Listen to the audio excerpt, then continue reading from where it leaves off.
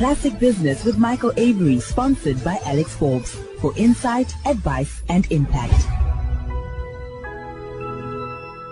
South Africa's global business services sector, the GBS sector, and what we used to call BPO, business process outsourcing, continues to be one of the country's quiet success stories. We're the world's third most attractive offshoring destination, and KwaZulu-Natal in particular is carving out quite an interesting and powerful role as a hub for some innovation and for youth employment in the sector. Ahead of the BPESA, GBS and BPO conference taking place in Durban next week from the 3rd to the 5th of November, I'm joined now by Reshni Singh, the CEO of BPESA, the Business Processing Enablement Association of South Africa, to unpack what's driving the province's rise and what's next for the sector. Reshni, welcome to Classic Business. Let's just start with that headline that KZN is now considered one of Africa's premier GBS hubs. I think second only to Cape Town by workforce size. What's behind this momentum? Hi, Michael, and good day to your listeners as well. So KZN, like you said, is the second fastest growing region for global business services. And one of the key reasons for that is the fact that KZN has the ability to demonstrate excellent skills in terms of a strong English language capability, the infrastructure. They have the right enabling environment for offshore work.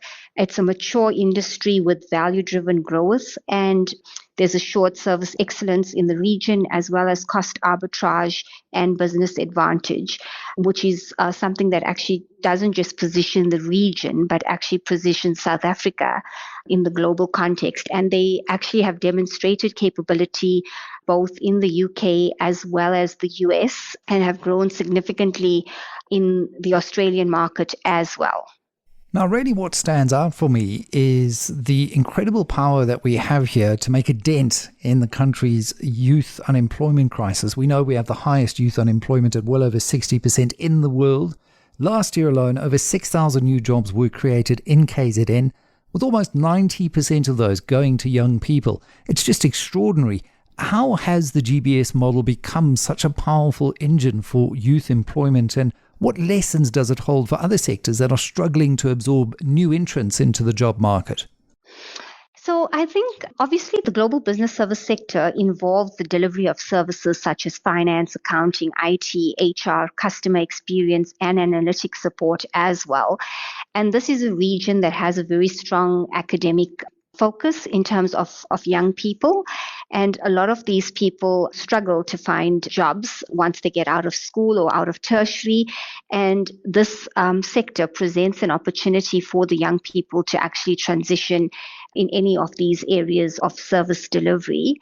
And there's definitely a collaborative approach between business and government in the region to be able to attract these opportunities to KZN, which has obviously been able to demonstrate this kind of growth. And you've said before that GBS represents inclusive growth in action. And it really is demonstrable if you look at those numbers. But another thing that you mentioned is the ecosystem approach. And it certainly sounds to me, because we're seeing in KZN initiatives like Innovate Durban doing impressive work. They've got youth innovation challenges that they run, coding boot camps. They've got digital skills acceleration.